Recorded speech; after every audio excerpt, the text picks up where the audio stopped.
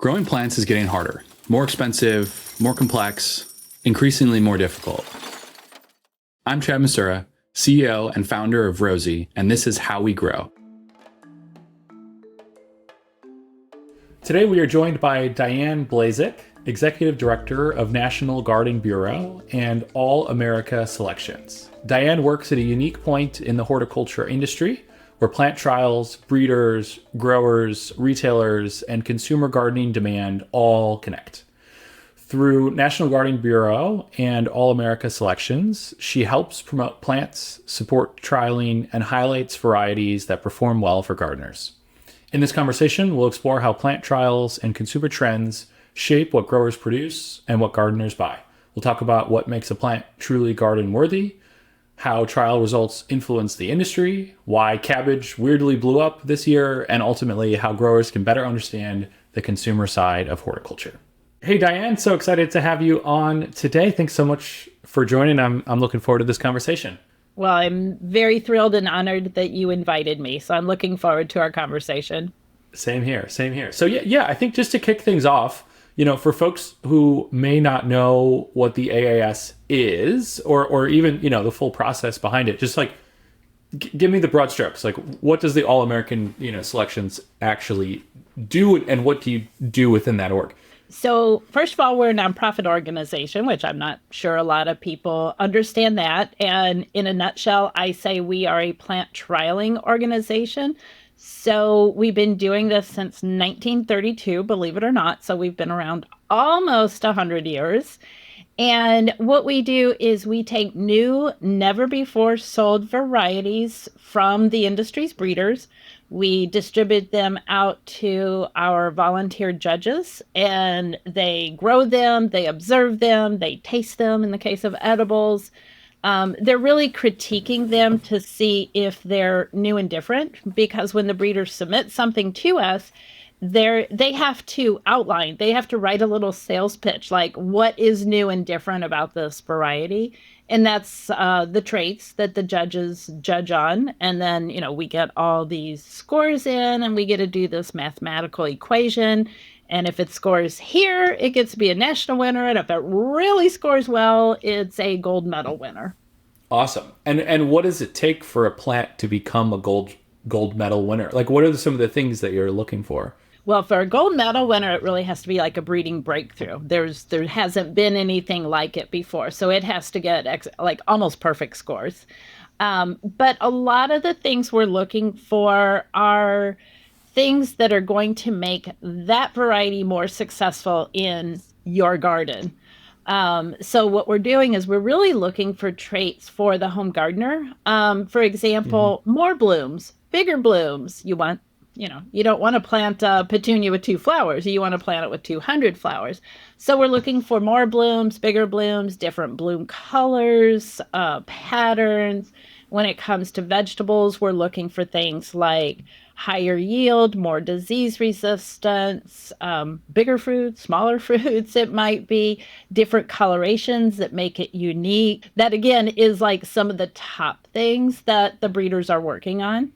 Yeah, cool. And it reminds me of a lot of the work we do here too, where we talk all the time about you can only sort of learn so much at the lab scale, and it's when that product or formulation or iteration or whatever it is meets the reality of the consumer, which basically just means millions of people in every corner of the country under every possible growing environment and with every, the full spectrum of growing experience. Confronting that reality is impossibly challenging. And so, I'm curious how you kind of help growers bridge the gap between, what they can learn at the lab scale and what it means to actually be a useful plant for the end consumer.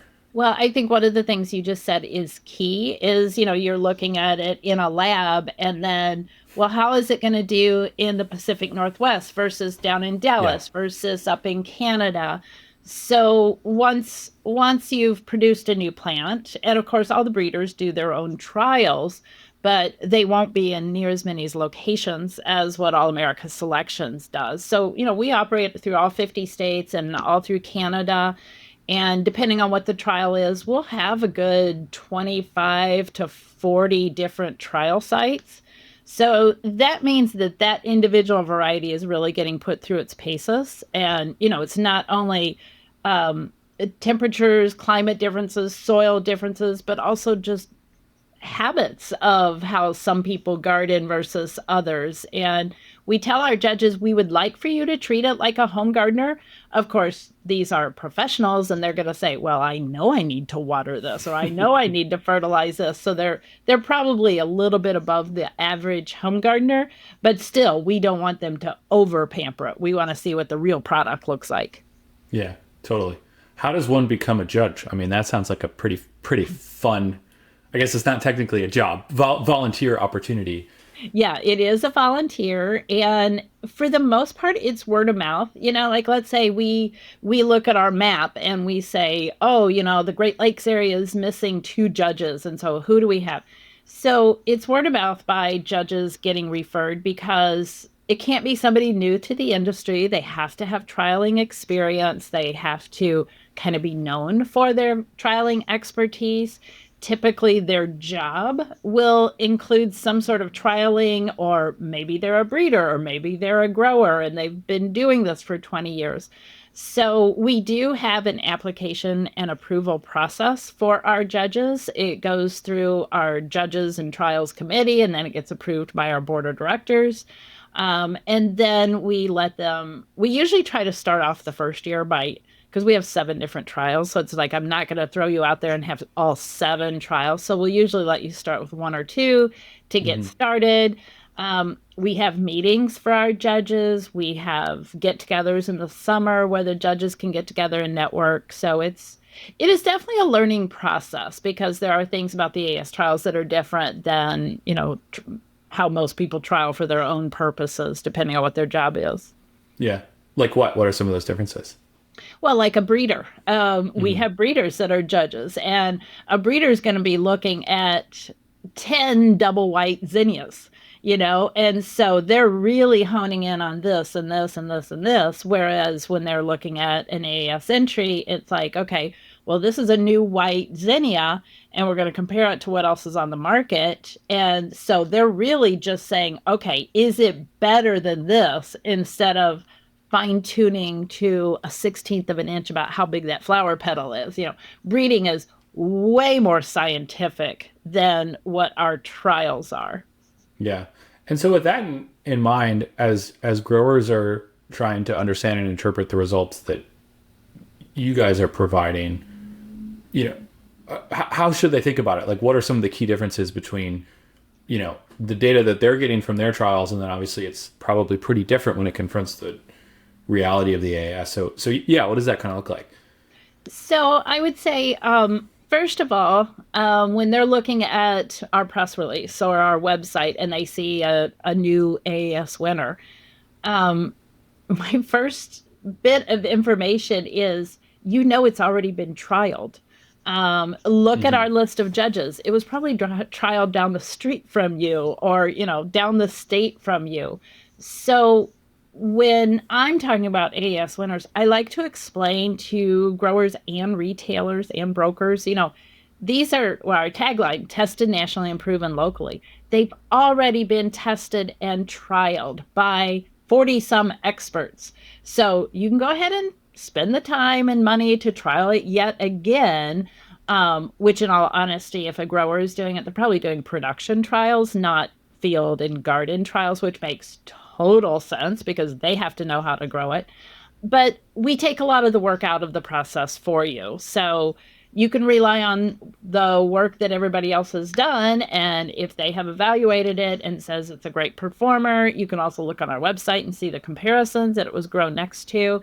And then okay, well, these guys are all professionals. I didn't just pull somebody off the street to be a judge. They're professionals and they know what they're talking about. Yeah, great. And I'm curious, Diane, how did you get into this whole world? What brought you to this role? And, what was your path into hort? Well, it was definitely a backdoor. I grew up on a farm in Missouri, and so I've always had a passion for anything that grows, but I didn't go to college for horticulture. I'm a business major. And so early on in my career, I was in the greeting card business, which was I just still can't believe that that's what I did, but hey, it got me here. So I was in sales and I saw an advertising sales position with Grower Talks magazine, part of Ball Publishing. And Mhm. when I interviewed, my first interview, they said, "Well, we think your farming background would mesh with the grower mentality and personalities of our industry." So that was 1993, and I've been in the industry ever since. Awesome. And what did that arc look like? Like, tell me more. Okay, so I was there for 15 years. Okay, and I say now I've been in the industry since 1993. I did leave for a year. I'll call it a midlife crisis, and I went to work for a PR firm, and I learned a lot in that year. Also realized that I missed all the people and products from this industry. And now here's a really funny story. One of my friends that worked at Ball Publishing, her daughter was getting married, and her daughter had babysat for my daughter. So she was getting married. So I went to order a gift, and I had a glitch on my computer, and I ended up sending two gifts exactly the same. So my friend contacted me and said, "I don't think you meant to do that. And oh, by the way, they're hiring for the executive director of All America Selections, and I thought you might be interested." And that's how it came to be. If I hadn't That's double awesome. ordered that wedding gift, I would not be here. Well, good thing you accidentally double ordered that wedding Yeah. gift.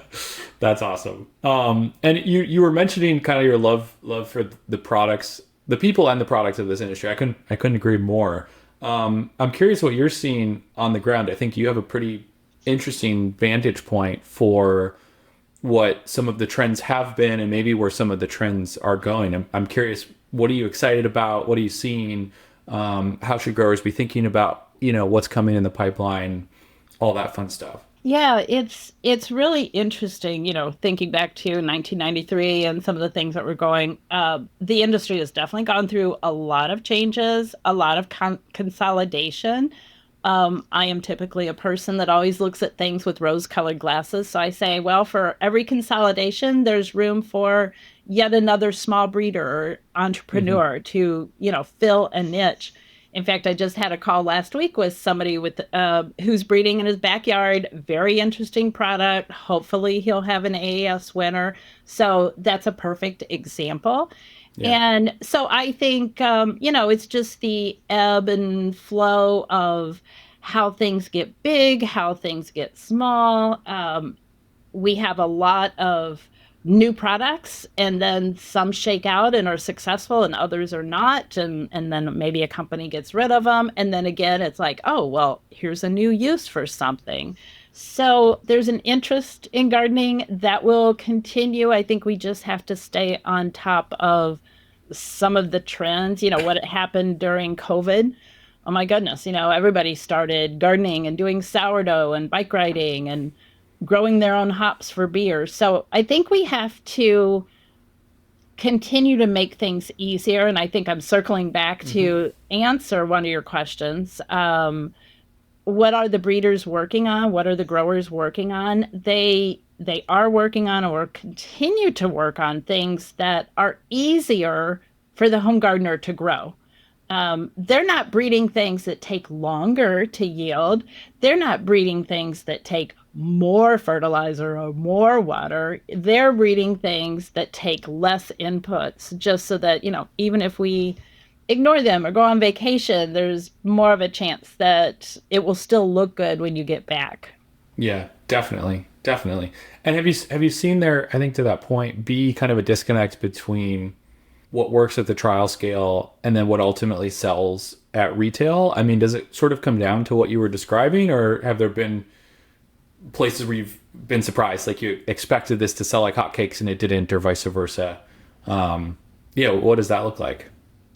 Yeah, that's a very interesting question. And there's probably a multitude of answers. What's successful at retail is how it's marketed, and why it's been trialed. I know that I usually give a whole hour presentation about what it means to be an AAS winner. You see that Hmm. logo on.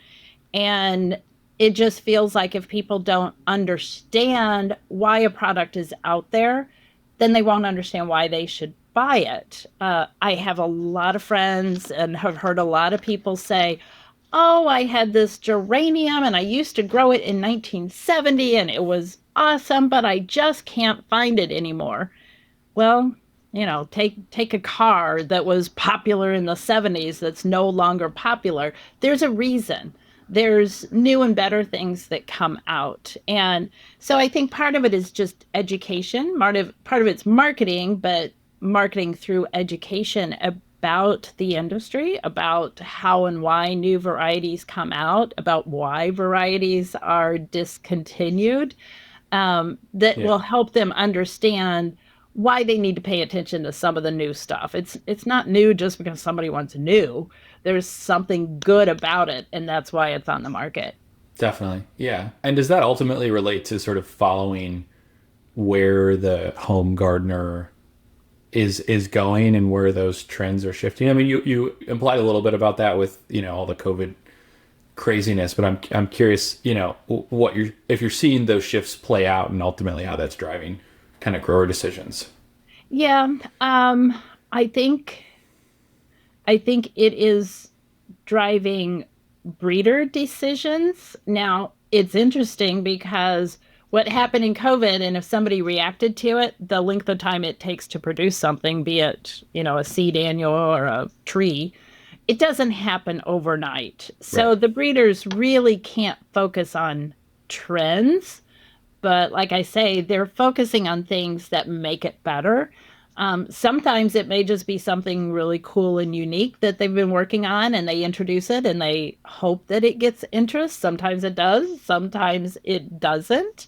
Hmm. So, yeah, I would say that is from the breeder's standpoint. From the grower standpoint, they've got a lot that they are offered that they have to choose from.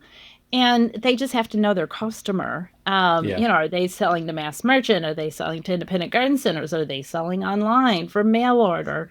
And so they have to, it's a tough job for them, but they have to travel to trials to see them. They have to read the trade publications. They have to then also stay up to date on what the Pantone color of the year is or things like that, because every year it's going to be something different. In fact, here's a funny story is that I think it was January, all of a sudden on social media, there was everything about it being the year of the cabbage. And we have a year of program under a different umbrella here that we work with.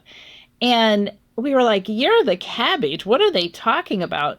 It was Vogue magazine found some really cool material, and or maybe it was a dress that was already made out of this material, and they deemed 2026 the year of the cabbage. And guess what? Cabbage seed sales went through the roof. Yeah. Who would have guessed? Who would have guessed? Who could have predicted? Yeah. Yeah. That's awesome. That's awesome. Are there any upcoming, I mean, speaking of, sort of having to guess the trend, like, things are multiple years out from probably hitting store shelves when you're seeing them. Yeah. So I guess what are some of the long-term things you're thinking about, whether it be the trends I'm seeing, the pollinator stuff, the sort of native species. I'm curious if there's things in that category you're starting to see more of or are thinking about. Yeah. It's some of those things that I hesitate to even call them trends. I think they're here to stay, which Yeah. which is a really good thing. Yeah. Yes, we need more plants for pollinators. We need more education on what serves what purpose. Natives and the difference between natives and nativars and what it means for the look of your garden. There needs to be more education. Hmm. But also, kind of on the environmental side, more drought friendly plants, new varieties. They're breeding a Yeah. lot of things that take a lot less water. Um, But so that goes back to your ease of use thing too, right? Is it is. it's a win-win there at least. Yeah, it's definitely a win-win. So Hmm. so yeah, and that's why, I'm not trying to be harsh and knock the idea down, but I think those things, I know I've been hearing about those for like 10 or 15 years, and people want to know what trends are. And I'm like, well, it's worth talking about because I don't think it's made it all the way down through the chain yet. So Yeah. we need to keep talking about it. Yeah. Yeah. Fascinating. It's so funny because we spend a lot of time, like our leading products are all indoor focused. So, a houseplant mix, a tropical mix, a cactus mix. And we almost fight the opposite problem that a lot of the outdoor people do, which is overwatering is by far our biggest issue. Of course, there are the underwaterers amongst us. I am probably one of them. But it's really funny to try and find that sweet spot to, get something to work for both someone who's going to water once a month if they remember, and someone who's going to water 3 times a week because they think that's what they should be doing, or they're used to doing that outside, Yes, yeah, that's very true. It's a fun challenge. But okay, cool. Well, I know you've been a part of this industry, since 1993. I'm curious if you feel like anything is. I want to start on the pessimistic side because I like finishing on the optimistic side. But if there's anything that you feel is holding this industry back, if you could like wave a magic wand and see things move the way that you think they should be or are headed or could get there faster, what would it be? What are some of the big blockers that you feel are holding this industry back? Oh, that's I'm trying to like connect the things that I see. And my first reaction when you started asking that is the haters. So the haters. I did not expect that to be your answer. Yeah. And actually I think I've seen a couple articles about it, is people think what they're doing is the only right way to do it. And I'm talking about gardening. So they get online, and if somebody posts a picture of their shriveled little zinnia, they get very hateful about it.